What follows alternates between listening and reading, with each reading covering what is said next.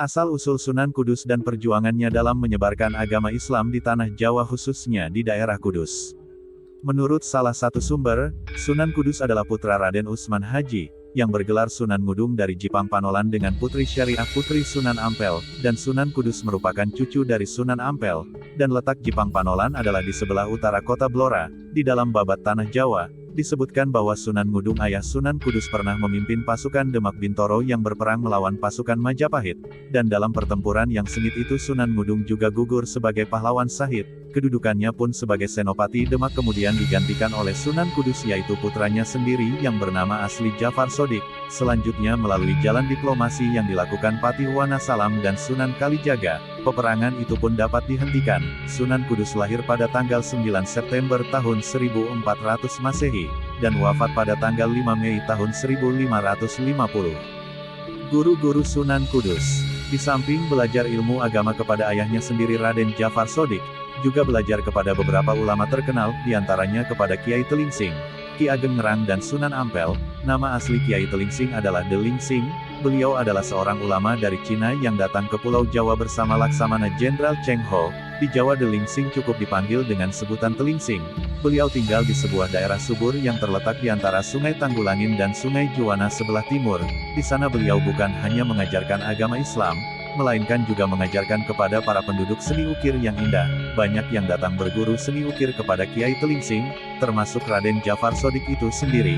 Dengan belajar kepada ulama dari Cina itu Jafar Sodik mewarisi bagian dari sifat positif masyarakat Cina yaitu ketekunan dan kedisiplinan dalam mengejar atau mencapai cita-cita. Selanjutnya Raden Jafar Sodik juga berguru kepada Sunan Ampel di Surabaya selama beberapa tahun. Strategi pendekatan Sunan Kudus kepada masyarakat. Sunan Kudus termasuk pendukung gagasan Sunan Kalijaga dan Sunan Bonang yang menerapkan strategi dakwah kepada masyarakat sebagai berikut. 1. Membiarkan dulu adat istiadat dan kepercayaan lama yang sukar diubah. 2. Bagian adat yang tidak sesuai dengan ajaran Islam tetapi mudah dirubah maka segera dihilangkan. 3. Tutwuri Handayani, artinya mengikuti dari belakang terhadap kelakuan dan adat rakyat, tetapi diusahakan untuk dapat mempengaruhi sedikit demi sedikit dan menerapkan prinsip Tutwuri Hangiseni, artinya mengikuti dari belakang sambil mengisi ajaran agama Islam. 4. Menghindari konfrontasi secara langsung atau secara keras di dalam cara menyiarkan agama Islam, dengan prinsip mengambil ikan tetapi tidak mengeruhkan airnya. Strategi dakwah ini diterapkan oleh Sunan Kalijaga, Sunan Bonang, Sunan Muria, Sunan Kudus, dan Sunan Gunung Jati. Karena siasat mereka dalam berdakwah tak sama dengan garis yang diterapkan Sunan Ampel maka mereka disebut kaum abangan atau aliran Tuban, sedangkan pendapat Sunan Ampel yang didukung Sunan Giri dan Sunan Derajat disebut kaum putihan atau aliran Giri. Strategi Sunan Kudus dalam merangkul masyarakat Hindu. Di Kudus pada waktu itu penduduknya masih banyak yang beragama Hindu-Buddha. Untuk mengajak mereka masuk Islam, tentu bukanlah pekerjaan yang mudah. Pada suatu hari Sunan Kudus atau Jafar Sodik membeli seekor sapi.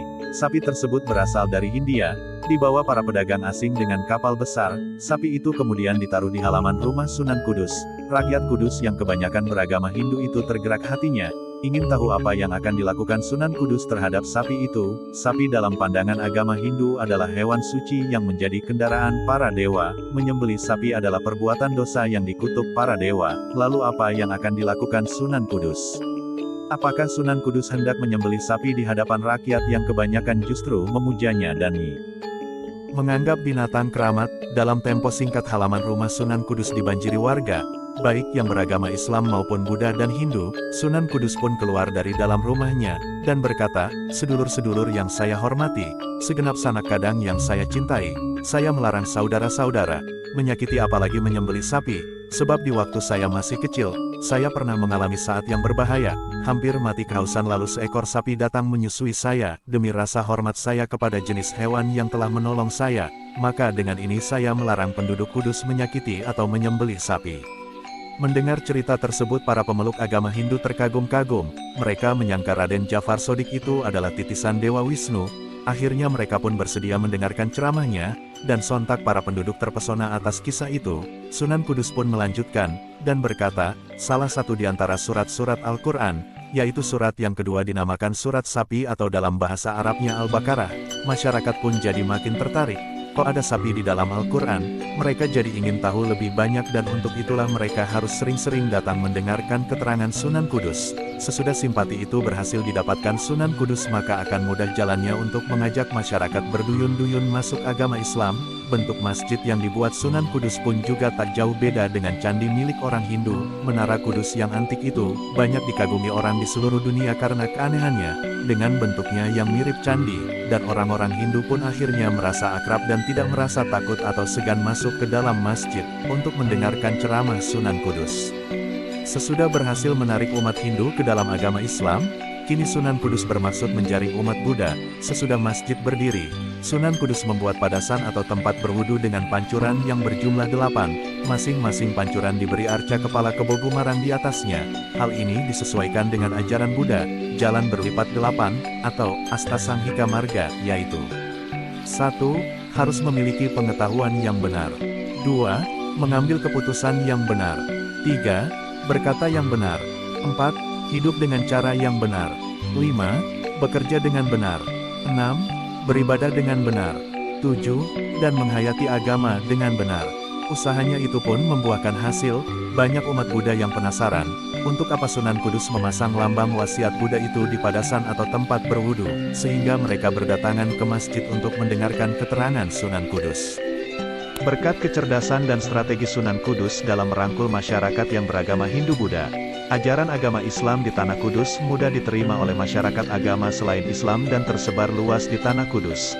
Akhirnya banyak masyarakat Kudus yang beragama Hindu-Buddha memeluk ajaran agama Islam berkat jasa dan perjuangan Sunan Kudus dalam menyebarkan ajaran agama Islam di Tanah Jawa khususnya di Tanah Kudus.